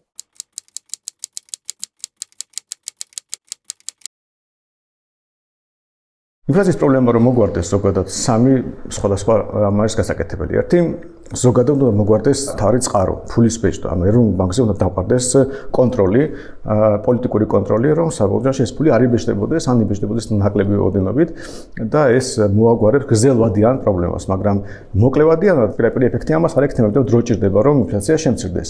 მაგრამ მოკლევადიანად შეიძლება დავეხმაროთ ადამიანებს, ვიზეც ინფლაცია ყველაზე მკვეთრად აისახება და ვისაც აღარიბებს, ეს ყველაზე ისაც ღარიბი ადამიანები. ამიტომ ამათთვის შეიძლება შევამციროთ ის გადასახადები, ეგრეთ წოდებული რეგრესული გადასახადები, რომელიც ღარიბ ადამიანებზე გადასახადია, აქციზებია პირველ რიგში, სიგარეტზე აქციზი იქნება, ბენზინზე აქციზი, გაზზე აქციზი. შეიძლება პირდაპირ იგივე ოდენობით ფასები არ შემცირდეს, მაგრამ საბოლოო ჯამში ადამიანების ჯიბეში მეტი ფული დარჩება და ამ შემთხვევაში ისინი უფრო მარტივად გამომკლავდებიან მაღალ ფასებს და მზარდ ფასებს. და მესამე არის ყველა ის ქმედება, რაც წაახალისებს ეკონომიკურ ზრდას. ეს არის ზოგადად გადასახადების შემცირება, იგივე დღეგ შემცირება. ეს არის რეგულაციების გაუქმება, 300 ლარიანი ზღვარი იქნება იმპორტზე თუ ფარმაცევტული ინდუსტრიის რეგულაციები იქნება, ყველა ის შეზღუდვები, რომლებიც კონკურენციას კლავს, მაგალითად სხვა ლიცენზირება და ასე შემდეგ, აი ამ რეგულაციების გაუქმება ხელშეუწყობს ეკონომიკურ ზრდას და ხალხს ექნება უფრო მაღალი შემოსავალი, ფასები, იმიტომ რომ ფული არ იბეჭდება, ნელ-ნელა აღარ გაიზრდება და შეიძლება შემცირებისკენაც წავიდეს და არც ინფლაციის პრობლემა იქნება და საბოლოო ჯამში ხალხის გამდიდრდება. ჩვენ ასევე გვაქვს მოკლევადიანი ინიციატივაც, რომელიც გავაჟღერეთ ნაციონალურმა მოძრაობამ, ეს ეხება აქციზზე განაკვეთის განახევრებას, თუ დიზელის და ბენზინის შემთხვევაში დღეს არის 500 და 400 ლარი, დაუბრუნდეს 2016 წლის ნიშნულს, გახდეს 250 და 200 ლარი, რაც მყისიერად აისახება სარეალიზაციო ფასებზე ნავთობპროდუქტების და იქნება მცირედი შვება თითოეული მომხმარებლისთვის, მათ შორის კერძო სექტორისთვის, განსაკუთრებით სადისტრიბუციო კომპანიებისთვის, რომელთა ხარჯები პირდაპირ აისახება სხვადასხვა პროდუქციის ღირებულებაზე, ასევე ენერგეტიკის სექტორში მონოპოლიების და კორუფციული ინტერესების მოხსნა, ენერგეტიკული ბირჟის ამოქმედება, მწვანე ტარიფის დანერგვა, რომ ხელი შეუწყოთ ქვეყანაში მწვანე ენერგიის განვითარებას, როგორც მზის, ასევე ქარის და ჰიდროენერგეტიკის მიმართულებით და მესამე კონკრეტული ინიციატივა სოფლად თვით დასაქმებული ადამიანებისთვის, რომლებიც არიან დაკავებულები სოფლის მეურნეობის პროდუქციის წარმოებით, ის საწვავის გაძვირებული საწვავის წნეხი, რომ შეუმსუბუქოთ 100 ლიტრიანი ერთჯერადი დახმარების, ასე ვთქვათ, კამპანია, რომელიც ნაციონალურ მოძრაობას მმართველობის პერიოდში არაერთხელ გამოუყენებია, დღეს იქნება მნიშვნელოვანი შვება თითოეული ადამიანისთვის, თითოეული სოფლად დასაქმებული პირისთვის, რომელიც ქმნის ქართული ბაზრისთვის დამატებით ღირებულებას და აწარმოებს სოფლის მეურნეობის პროდუქციას. პირველ რიგში მნიშვნელოვანია, რომ ვებრძოლოთ კორუფციას, მნიშვნელოვანია, რომ ვებრძოლოთ მონოპოლიას ბაზრებზე, მნიშვნელოვანია, რომ ვებრძოლოთ ოლიგოპოლიას, იმიტომ რომ დღესდღეობით მაგალითად წავლის შემომტანიც, რეალიზატორიც, საფთიაქცელის ხელმძღვანელიც, კლინიკების ხელმძღვანელიც არის ერთი და იგივე ადამიანი. შესაბამისად ხედავთ, რომ ამ ადამიანებს ბაზარი მორგებული აქვს საკუთარ თავზე, ამიტომ მნიშვნელოვანია, რომ კონკურენცია შეიქმნას და კონკურენციის სააგენტო მიმუშაოს აწარმოოს ადეკვატურად და არ გაატაროს პოლიტიკური ინტერესები, მნიშვნელოვანია რომ ეროვნულმა ბანკმა მონეტიზაცია აწარმოოს არა მხოლოდ პარტიული ინტერესებიდან გამომდინარე, არამედ ქვეყნის ეროვნული ინტერესებიდან გამომდინარე, თუმცა ამ ყველაფრის გამკეთებელი დღესდღეობით ხელისუფლება არ არის, ამიტომ ჩვენ შევთავაზეთ ხელისუფლებას კომისიაზე, რომ გაზრდილი ფასები ვერ შემცირდება მალევე და ამ ყველა ნაბიჯს სჭირდება პოლიტიკური ნება პირველ რიგში და შემდეგ უკვე გადადგმული ნაბიჯები რომ ფასები შემცირდეს. დავაწესოთ მინიმალური ხელფასის ზღვარი 1050 ლარის ოდენობით და გავზარდოთ პენსია 200 ლარით, რომელიც გაზრდიდა მყიდველ უნარიანობას ჩვენი მოსახლეობის და პირველად მისაღებ ეფექტს მიიღებდნენ ჩვენი მოქალაქეები და შეძლებდნენ იმ პროდუქტების შეძენას, რომელიც ყოველდღიური ცხოვრებისთვის არის აუცილებელი. ფედერალისტები თავს ვარიდებთ ყველანაირ პოპულისტურ გამოთქმებს, ასეთი კომისიების კატეგორიული წინააღმდეგები ვართ. ჩვენ მომხრე ვართ რადიკალური ცვლილებების ქვეყანაში, სახელმწიფო უნდა შემცირდეს ზომაში, შესაბამისად ეს ბიუროკრატიული ხარჯები, რაც უზომოდ არის გაწელილი, უნდა შემცირდეს. ეს შესაძლებლობას მოგცემს, რომ გადასახადები შევამციროთ, ჩვენ ვაპირებთ DGG შემცირებას 18%-დან 15%-მდე, რაც დამატებითი სტიმული იქნება ეკონომიკისათვის. ვაპირებთ საშემოსავლო გადასახადის 20%-დან 15%-მდე შემცირებას და ეს განსხვავება დაქირავებულების ჯიბეში უნდა დარჩეს ეს თანხა და მათ უკეთესად იციან საკუთარი თანხები როგორ უნდა განკარგონ და ასევე ვაპირებთ მოგების გადასახადის 15-დან 10%-მდე შემცირებას, რათა ბიზნეს დარჩეს უფრო მეტი თანხები, რათა შეძლონ საკუთარი ბიზნესის განვითარება, რეინვესტირება ეკონომიკაში და დამატებით სამუშაო ადგილების შექმნა. ჩვენ მომხრეები ვართ, რომ სახელმწიფო უნდა იყოს მცირე და სახელმწიფო უნდა ჩაერიოს ადამიანების ურთიერთობაში იქ, სადაც ეს საჭირო არის და სავალდებულოა, რათა ადამიანთა ურთიერთობაში ქაოსი არ იქნას გამოწვეული. წინააღმდეგები ვართ დიდი სახელმწიფოსი და ესეთი გაბერილი ბიუროკრატიული ხარჯების. პირველ რიგში რაღაცა ეს საკანონმდებლო ცვლილებები, რაც მოხდა მთლიანობაში, ყველაფერი უნდა გაუქმდეს ალბათ და ისე უნდა დაუბრუნდეთ რაღაცა დასაწყის წერტილს, საიდანაც ეს ყველაფერი დაიწყო, ესეთი დამაზიანებელი რაც არის. სამთავრობო აი ამ ასე ვთქვათ ბიუროკრატიული მექანიზმების შემჭიდროვება, ჩემთვის ვფიქრობ, რომ ერთ-ერთი კარგი გზა არის, იმიტომ რომ მართლა გაბერილი არის და სწორედ მე ამ ადმინისტრაციულ რესურსსა და იმაზე ხდება, ამის მე ბოროტად გამოყენება. DGG-ს ზღვარი ყველა ვარიანტში ასაწევი არის, იმიტომ რომ მართლა ძალიან დიდი ხნის წინ მოხდა ამის დაწესება და მას მე ისეთი ინფლაცია არის, რომ ის 100.000 და დღევანდელი 100.000 ძალიან განსხვავდება ერთმანეთისგან და ეს გარკვეულწილად აი მცირე დამწყებ ბიზნესებს მიცემს რეზერვს, რომ უფრო მეტად განვითარდეს და მერე გახდეს დაუშვათ DGG-ს გადამხდელი და ზოგადად ძალიან ბევრი რამე უნდა შეიცვალოს, რაც ახლა რეგრესით მივდივართ ძალიან სწრაფად და გარეშე სამყაროსთან, ცივილურ სამყაროსთან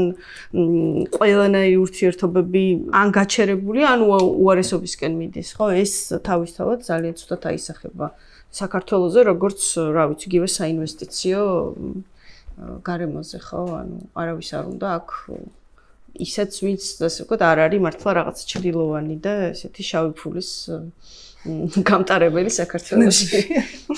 ხო, საქართველოში მართლაც გეთანხმებით, რომ ძალიან ბევრი სოციალური საწარმო და მცირე ბიზნესი შეიქმნა უცხოური დაფინანსებით და ვინც აქ ამ პოლიტიკური ნიშნით ვერ იღებდა დაფინანსებას, გნებავთ აწარმოიდან და ასე შემდეგ და ასე შემდეგ. დანადგარებს ყიდულობდნენ რაღაც მცირედით, თუმცა მე მიხარობდა, რომ ბევრი ქართული handmade და made in Georgia რო ეწერა პროდუქტებს. აი ეს დაფინანსების წყაროც გადაუკეტეს მცირე მეწარმეებს. ასევე ყველას გვაქვს ვალი. ვალი არის ძალიან დიდი. გუშინ მონეტარული პოლიტიკა როგორი არასწორი აქვს ამ ოცნებას. გაიზარდა რეფინანსირების განაკვეთი. ანუ მარტივად რომ ვთქვათ, ეროვნული ბანკი გადაყიდის 8.25%-ში კერძო ბანკებზე და ბანკები მე ისევ ძვირად ჩვენ მოყიდიან ამ სესხებს და აი წარმოგიდგენიათ ეს როგორ შეიძლება ამან შეამციროს ინფლაცია ქვეყანაში, რომ შენ ჯიბიდან გაცლი ამ ფულს, არ გაქვს პროდუქტის ყიდვის შესაძლებლობა, დახლებზე პროდუქტი რჩება და შენ ბანკს უხდი შენი არ ვიცი ამ მოგებიდან ფულს ხო ჩვენ პირველ რიგში გვჭირდება რომ დაიწიოს რა თქმა უნდა ეს ჩვენ უნდა მოგვეცეს მცირე ბიზნესებში შესაძლებლობა რომ ჩვენი თანხის რეინვესტირება გავაკეთოთ გაზრდა გვჭირდება ხო მცირე ბიზნესი ესე ვერ გაიზრდება თუ შენ მთელი შენი მოგება ბანკს გადაუხადე ფასების კომენტარების ქვეშ სხვათა შორის ძალიან ბევრი ადამიანი წერს რომ ვალები გააქვთ რატომ არის ამ ხელაფასი დიახ გვაქვს ბიზნესებს მცირე ბიზნესებს ძალიან ბევრი ვალი აქვთ ამ ქვეყანაში და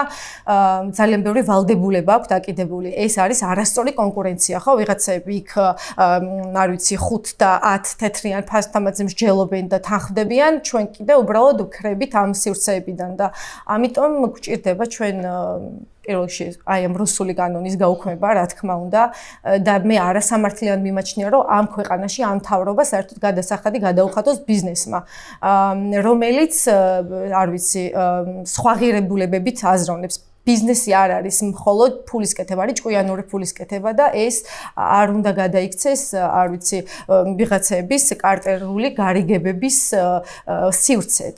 ბიზნესი პოლიტიზირებული არ უნდა იყოს. ბიზნესი უნდა იყოს თავისუფალი ბაზარი, სადაც მოთხოვნა მიწოდება არეგულირებს ამ სფეროს და ეს არ უნდა იყოს ფასებს ხელოვნურად არ უნდა ნიშნავდნენ ვიღაცები.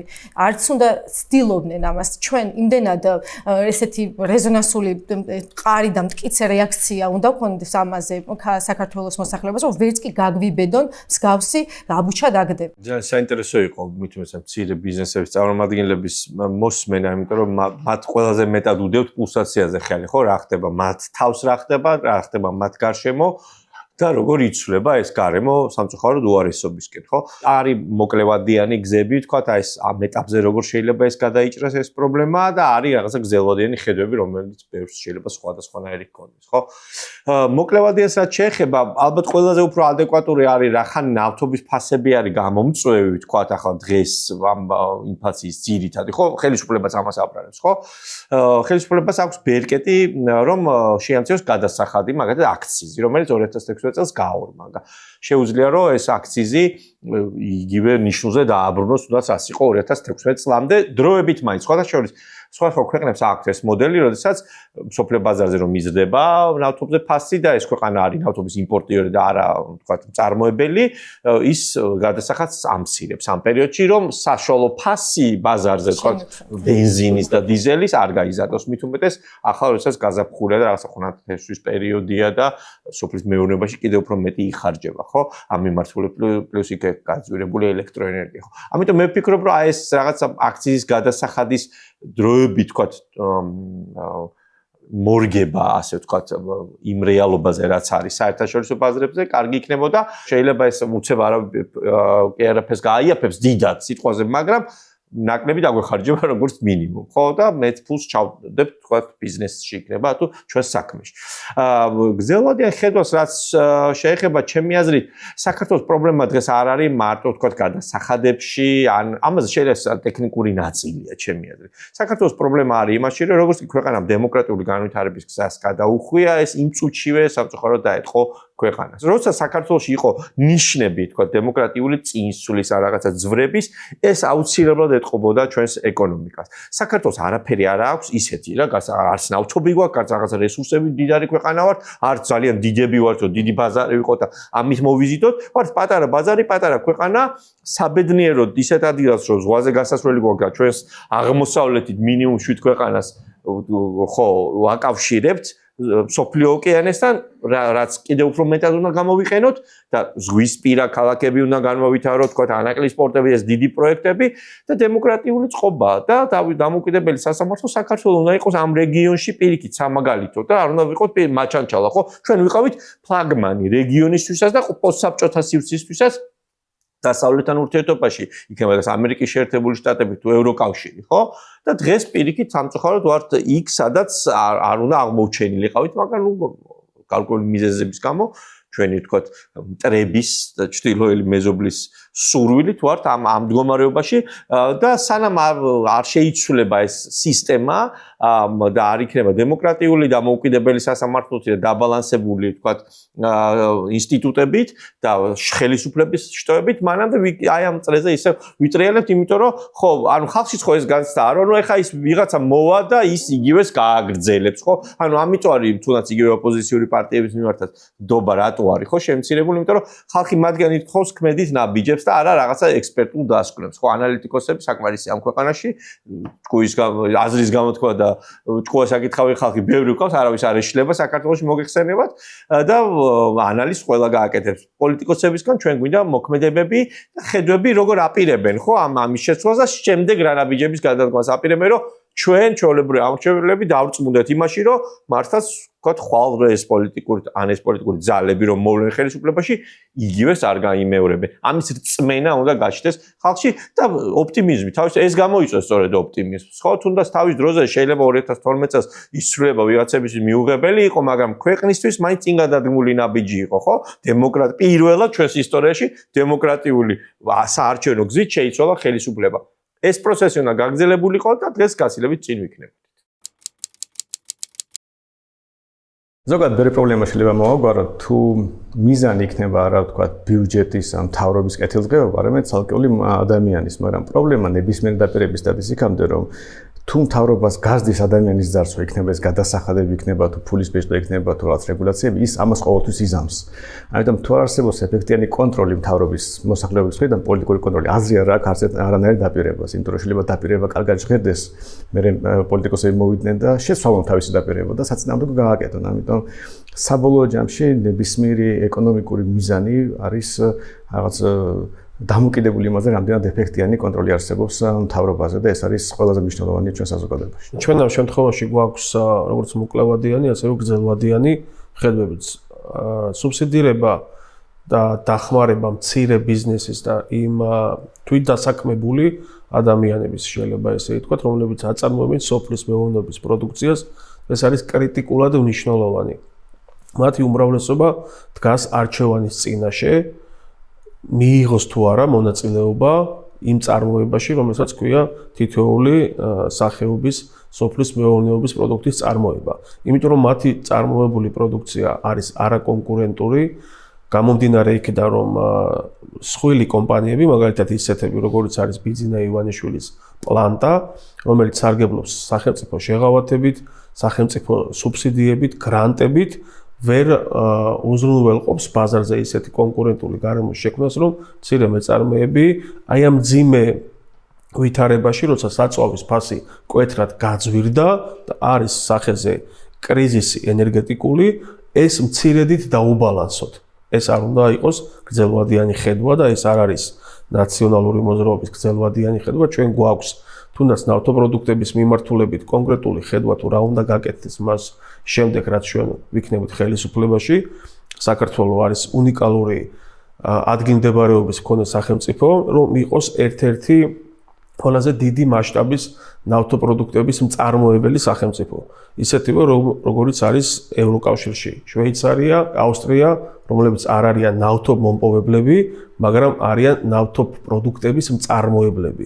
ჩვენ სამეზობლოში გვყავს სახელმწიფოები აზერბაიჯანი, თურქმენეთი, ყაზახეთი, რომლებიც დიდი ოდენობით ნედლი ნავთობის რესურსებს ფლობენ და მათთან მჭიდრო ეკონომიკური პარტნიორული თანამშრომლობით ევროკავშირთან ჩვენ შეგვიძლია შევქმნათ ევროპული სტანდარტის საწარმოები, ვაწარმოოთ ნავთობპროდუქტები არა მარტო საქართველოს შიდა ბაზრისთვის, რაც თავისთავად გამოიწვევს ადგილობრივ ბაზარზე ნავთობპროდუქტების ფასის შემცირებას, არამედ ვიყოთ ექსპორტიორები, მათ შორის ევროკავშირის წევრი სახელმწიფოების და მთლიანად გლობალური ბაზრის ნაწილში. ეს შექმნის დამატებით სამუშაო ადგილებს, მაღალანაზღაურებად შემოსავლიან პირობებს საქართველოს მოქალაქეებისთვის და გაიაფებს გრძელვადიან პერსპექტივაში ადგილობრივ ნავთობპროდუქტებს, რომელიც თითოეული იმ ადამიანისთვის უკვე იქნება ხელმისაწვდომი. იმ ნაბიჯების გადადგმა, რომელიც მნიშვნელოვანია იმისთვის, რომ ფასები შემცირდეს, დღესვე რომ დავიწყოთ, ეს არის მაინც გრძელვადიანი პროცესი. შესაბამისად იმისთვის, რომ მოქალაქეებს ჰქონდეთ შესაძლებლობა,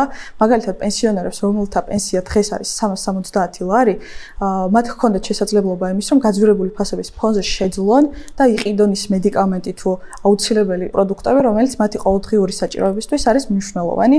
სწორედ ამიტომ არის ჩვენი ინიციატივა 200 ლარით ზრდა, საიდან მოგვაქვს ეს ბიუჯეტი. მაგალითად 2025 წელს ხელისუფლებამ ვერ გახარჯა 600 მილიონი ბიუჯეტიდან და ნოემბრის თვეში 1.5 მილიარდი არ ქონდა გახარჯული და ამ 1.5 მილიარდიდან ნოემბრის თვიდან დაიწყო ესეთი ღონისძიებების დაგეგმა და პრემიების გაცემა, რომელიც საერთოდ არ იყო შემოთავაზებული და გათვალისწინებული მანამდე ბიუჯეტში. შესაბამისად ეს თანხა ბიუჯეტში არსებობს.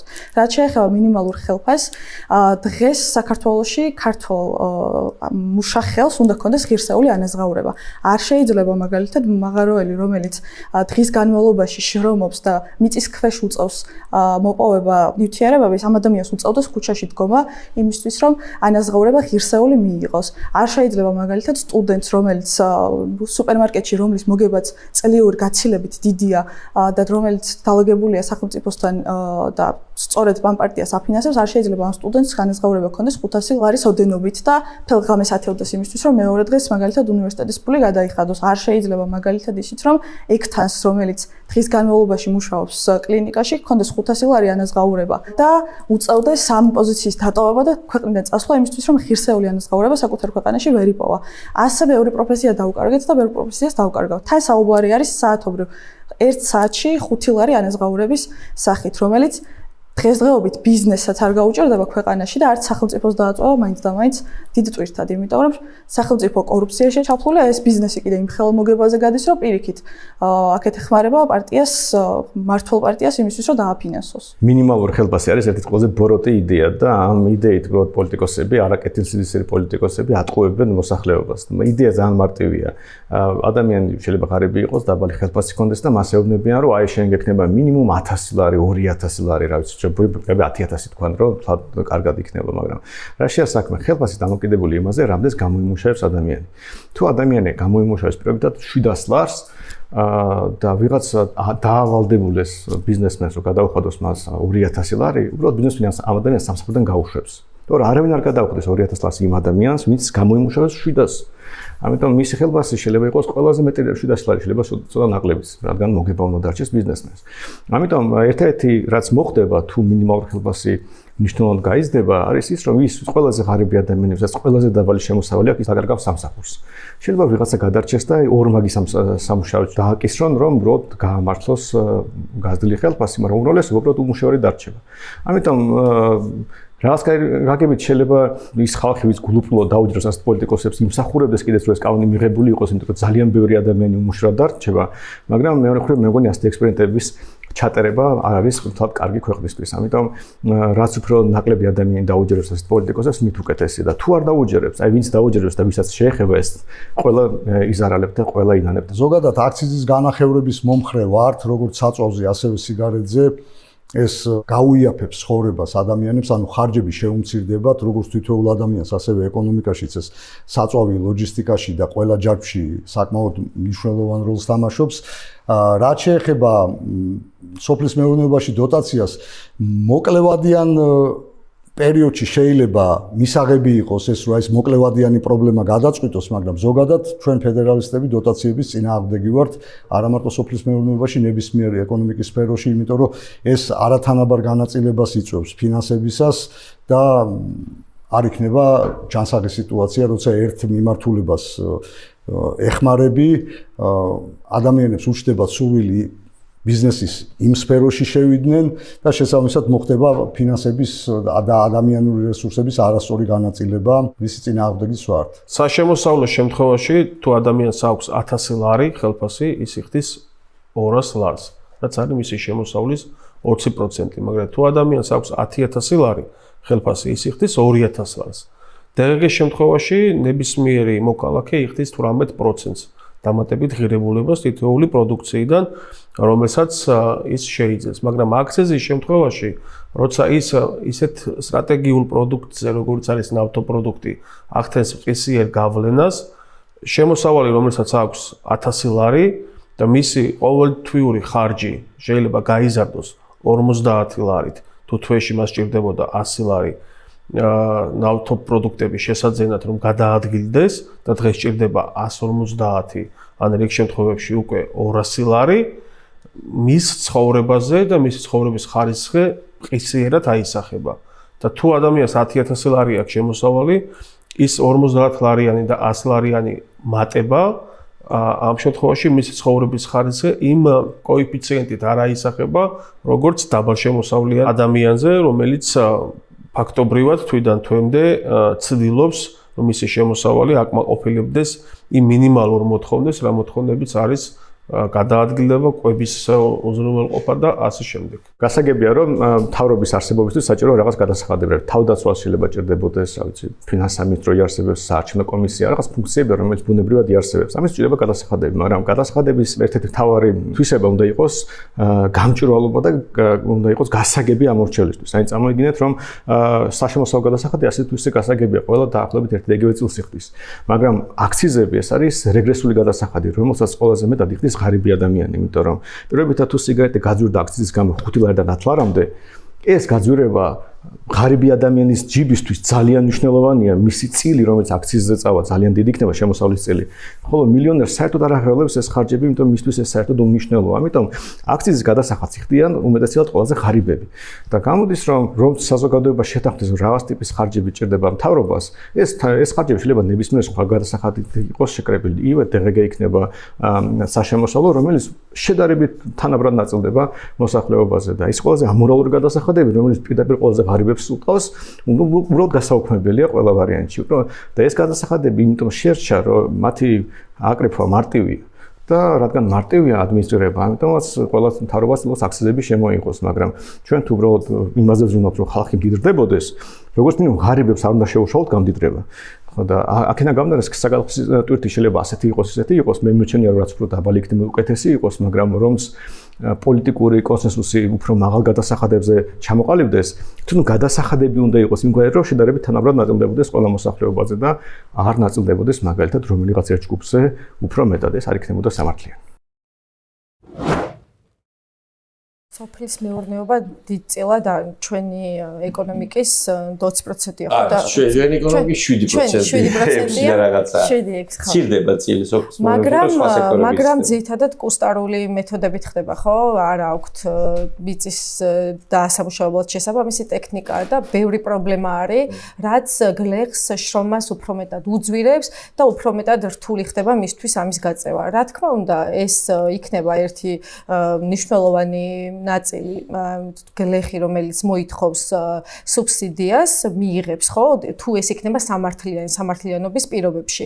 და ჩვენთვის ხო, როგორც ფერმერებისთვის მნიშვნელოვანია. როგორი სფეროს აქვს ძალიან დიდი მნიშვნელობა არის რაღაცები, რაც არის ასე ვთქვათ, საფრთხის ქვეშ, ხო? აი, ახლა ჩემი ასე ვთქვათ პოზიციიდან არის რაღაც დარგები, რომელზე რამდენიმე ადამიანი არის დარჩენილი და როდესაც შენი მთლიანი ასე ვთქვათ, იდენტობა ტურიზმის კუთხით პოზიციონირება თუ რაღაც ამ ხალხზე დგას, ხო? ამ ხალხს ჭირდება რაღაცა განსაკუთრებული ყურადღების მიქცევა, ეს შეიძლება იყოს სუბსიდიაც, ეს შეიძლება იყოს თუნდაც უბრალოდ მათი ასე ვთქვათ საზოგადოებაში სხვანაირი დაფასებაც, ხო? ეს საერთოდ განათლების საკითხთან მივდივართ ისევ, რომ რაღაცნაირად განათლებული ადამიანი ამ ქვეყანაში არ ფასდება. და აი თუნდაც შემოსავლების კუთხით, ხო, და შევხედოთ ვის აქვს მაღალი ხელფასი, ასე ვთქვათ, შენ რო ხარ მაგალითად დოქტორი, ამით არაფერი არ გემატება. პრეზიდენტი ყავს აბსოლუტურ განათლების გარეშე, ხო, ეს თავისთავად უკვე ახალგაზრდობას რამეს იჩაძლევს, რომ განათლება საერთოდ არ არის საჭირო არაფერში ჩვენ ქვეყანაში დღეს. ეს არის ძალიან მნიშვნელოვანი საკითხი. ძალიან ცოტა მისაღები ადგილი აქვს უნივერსიტეტებსაც. ეს გამოიწვევს თითქოს სამუშაო ადგილები იქნება, ხო? ანუ მუშახელი, ანუ შენ ამ წუთას ასე ვქოთ, აპრიორიტეტ ქვეყანაში მუშახელს, შენ ხალხს ხედავ როგორც მუშახელს და არა როგორც რაღაც ინტელექტუალურ პროდუქტის შემქმნელს. ეს არის თავისთავად ძალიან საგანგაშო მიდგომა მომსახურების სფეროში ხარ განაწილებული და იქ პრინციპში იქ უფრო მაღალი ხელფასია მაგალითად ვიდრე ლექტორს აქვს მაგალითად ძალიან ბევრი უმაღლესი კერძო უნივერსიტეტებშიც მათ შორის ძალიან ცოტა. მე ზოგადად ცენტრიდან ცოტა მარჯვნივ ვარ შესაბამისად არც სუბსიდიებს ვეთანხმები დიდად და მით უმეტეს არც მინიმალურ ხელფასს ჩვენი ეკონომიკის პირობებში სუბსიდია ხო ყველაზე ცნობილი სუბსიდია რა გვახსენდება საქართველოში ეს არის ყურძნის და მთელი სუბსიდირება და სად მიდის ეს ფული თქვენი აზრით მიდის მსხვილი ღვინის ქარხნების ჯიბეში და მათი მფლობელების რომელსაც ეს პროდუქცია გააქვთ ან რუსეთში ან არიან მართველი პარტიის ძირითადი შემომწირველი. ხო და ნუ მე ყიდიან თავის ღვინოს ხშირად უხარისხოსაც სამწუხაროდ ეს დიდი მარნები ყიდიან რუსეთში, ხო? ეს არის ანუ ეს მოდელი გვაქვს დღეს ქვეყანაში სუბსიდირების. არის ხო კიდე რა სუბსიდირება არის ყველაფერი, არის სპორტს რო ფულს აძლევს, კულტურას რო ეხმარება, ეს სუბსიდირება ერთ რას დავარქევთ რა მშველობა.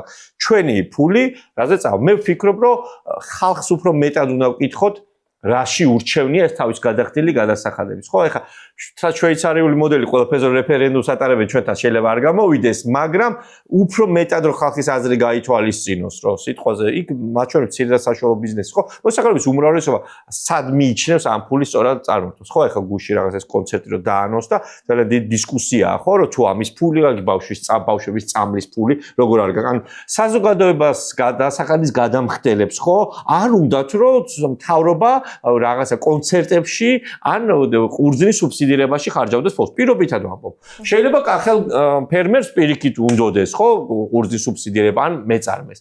მესმის. ამიტომ სწორი მოდელი უნდა შევარჩიოთ, რომ სუბსიდირება საბოლოო ჯამში მაინც რაღაცა თქვა ნარკოტიკივით არის რა შესვამ ამაზე და სულ ამის იმედი აქვს ხო და ის საბაზრო ფასში ჩარევა ხდება ამიტომ ძალიან ბევრი უკუ ეფექტი აქვს ასე ვთქვათ რაც საბოლოო ჯამში მაგრამ მოდელები იმისთვის რომ ამ სუბსიდირებით ის კი არა რომ მე აი ნარკოტიკზე შევსვა და ჩემზე დამოკიდებული გავხადო ეს ბიზნესი იქნება თუ ფიზიკური პირი არამედ რომ მას განვითარების საშუალება მივცე რომ ამ სუბსიდირებით მე რაღაცა დავეხმარო სიტყვაზე ამ სუბსიდირება დავარქოთ იმ პროექტებს თქვათ რაღაცა მთავრობა რო ფულს აძლევს ბანკების გავლით, ხან ბანკების გვერდის ავლითაც, ხო? როცა აძლევს ამ ფულს, ხო? ის უნდა იყოს მოტივირებული და მამოძრავებელი იმ მიმართულებით, რომ ეს ბიზნესი განვითარდეს და არა ის, რომ აი შენ ხო მომაუწესაც მოგცემ და შენი უხარისხო ყურძენი მოიყვანე, სიტყვაზე ვამბობ, ხო, არავის არ ვერჩი და კი არ ვამბობ, რა საკრძალია ეს, მაგრამ მოდელი შესამუშავებელია, რამდენადაც მე მოვისმენ ეს რაღაც მოკლევადიან სუბსიდირებაზე იყო საუბარი ამ ეტაპზე ყველაზე მეტად რა სექტორებსაც გაუჭირდა თქვა იქ თავრობამ გამოძევნოს ფული ამ მიმართულებით ქართულ ოცნებასთან შეჯიბრი ფულში მე მგონი არ არის ხო ჯერ ქვეყნის ყველაზე მდიდარი ადამიანი ამ პარტიის დამფუძნებელი და ფული ყველა პარტიაზე მეტი აქვს შესაძლოა და ბიუჯეტიც მათი განსაკარგავია ასე რომ თუ რამეში რაღაცა ფულის დახარჯვა დაჭირდებათ ეს არ მოერიდებათ საარჩევნო თუ პოლიტიკური მიზნებისთვის არაჩვეულებრივად ჭარებში გამოსდით ეს როგორც წესი. ამიტომ ამ მიმართ ამაში არ უნდა შევეჯიბროთ, მაგრამ ვერ მოუგებთ მინიმუმ, ხო? ამიტომ არის აი ეს რაღაცა ცოტა გზელვადიანი ხედვა იმაზე თუ როგორ საით მიდის ეს ქვეყანა. მცირე გრანტებს მინდა რომ შევეხო სახელმწიფოს მცირე გრანტებს აი 5-10 ადამიანიან დასაქმებულ ბიზნესებს რო გადაუგდებენ პატარა გრანტებს და მორჩება ეს საგრანტო პერიოდი და შემდგომ უბრალოდ ჩერდება ბიზნესი. ანუ არ აძლევენ ამ ადამიანებს შესაძლებლობას რომ ისწავლონ უკეთესად ბიზნესის კეთება, გაიტანონ ეს პროდუქტი, რაც შეუძლებელი არის, ხო? ანუ ჩვენ ახლა ევროკავშირის გზას და დემოკრატიის გზას საერთოდ გადავუხვიეთ. როგორ ფიქრობთ, აი როგორ შეიძლება ჩვენ ბიზნესმენებმა ქართული ყველი გავიტანოთ უცხოეთში, ხო? მინიმალურ სტანდარტსაც ვერ აკმაყოფილებს ჩვენი პროდუქტი. გლეხებს არ აქვს შესაძლებლობა რომ ჰასპის სტანდარტი დანერგონ, იმიტომ რომ ძვირი ჰასპის სტანდარტი სადღაც 2500 ლარამდე ჯდება რომ თითო ფერმერმა აი როგორ საიდან უნდა მოიტანოს ეს ფული, საიდან უნდა გაიღოს. უბრალოდ რაღაცა გრანტის ნაგლეჯს რომ მისცა რომ აი უბრალოდ შეასრულე ბიუჯეტის ისე რა ქვია პირობები და გასახარჯი ქონდა რაღაცა თანხა პირობითად კერძო ფერმერებზე ეს ვერანაირ სურათს ვერ შეგვისწვლის ჩვენს ქვეყანაში და ასეთი ტიპის სუბსიდია ჩემი აზრით საერთოდ არც უნდა არსებობდეს რა. სუბსიდია სუბსიდიისთვის არ უნდა იყოს რა. ჩვენთვის უნდა იყოს, ბიზნესმენებისთვის უნდა იყოს და ჩვენი რეალური, არ ვიცი, ბიზნეს მოდელის კარგად დასახვეწად უნდა იყოს. გადმეორდები, რომ სანამ იქნება პოლიტიზირებული ეკონომიკა, მანამ არ გვეშველება არაფერი, აი აბერანერი მიმართულებით ძვრა ვერ გვექნება. კიდევ ერთი პოლიტიკა, რომელსაც ერთ-ერთი პარტია გვთავაზობს, არის მინიმალური ხელფასის დაწესება. აი მინიმალური ხელფასის დაწესება რამდენად გვიშველის მინიმალური ხელფასი? მე მგონია რომ მინიმალური ხელფასის დაწესება უბრალოდ პოპულისტური განცხადებებია, რომელი პარტიის მხრიდანაც არ უნდა იყოს ეს, რადგან ეს ამ ეტაპზე საქართველოში გამოიწვევს უმუშევრობას. აი მარტივი მაგალითი ავხსნათ, ხო? სასტუმროში მუშაობს, თქვათ, დიასახლიცი დამლაგებელი, ორი ქალბატონი პირობითად, ხო? და სასტუმრო მას რაღაცა დღიურად რაღაცა უხდის პირობითად ავიღოთ, თქვათ, 700-800 ლარს უხდის თვეში ორივეს. და მთავრობამ დააწესა რომ 1000 ლარზე ნაკლებ ვერ გადაუხდი. რას აკეთებს კერძო ბიზნესი ამ შემთხვევაში? ერთ-ერთს უშვებს აუცილებლად რომ შეინახოს კომპანია. ხო, ანუ 10-20%-იანი შემცირებები შეიძლება მოყვეს მით უმეტეს დიდ კომპანიებს, სადაც თქვათ გაჩნია რა იქნება, ხო, ეს მინიმალური ხელფასი. ჯერჯერობით ჩვენი ეკონომიკა, ჩემი აზრით, ამ გამოწვევისთვის ზად არ არის, მე არ ვუჭერ ყოველ შემთხვევაში მინიმალური ხელფასის დაწესებას, თან კანონით გვაქვს 20 ლარია ჩვენთან მინიმალური ხელფასი, თუ ასწრები შევარნაძის დროიდან მოყოლებული და არც არავის არ შეუცვლიეს დღემდე. შეიძლება ყურს კარგად ხვდება, ხო, რომ უი რა მაგარია აი ჩვენ რაღაცა პარტია ითხოვს, რომ მაგრამ საბოლოო ჯამში ანაზღაურებას ან მთავრობა არ უნდა განსაზღვრავდეს, ასე ვთქვათ რა, ანუ მით უმეტეს რაღაცა მინიმალურ ანაზღაურებას. თან როდესაც ვსაუბრობთ, 1000 ლარი შეიძლება იყოს ეს მინიმალური ხელფასი, ხო, წეღავ მოვყვები, ხო, 1000 ლარზე ნაკლებია შემოსავალი, დასაქმებულთა ნახევარზე მეც, ხო? ესე უცებთ, როგორ გაიზრდება, ხო, ესე, თუ ამას ეკონომიკა არ მიყვა, განვითარება არ მიყვა, ინფლაციის ტემპი არ დასტაბილურდა. ხო, არარეალისტურია უბრალოდ, მაგას ვამბობ, ანუ არ გამოვა ჩვენ არ ეს შეიძლება იყოს გერმანიაში მუშაობდეს, რა სკანდინავიის ქვეყნებში. ისინი უკვე მდიდრები არიან, ჩვენ ჯერ ყარიბები ვართ ამისთვის.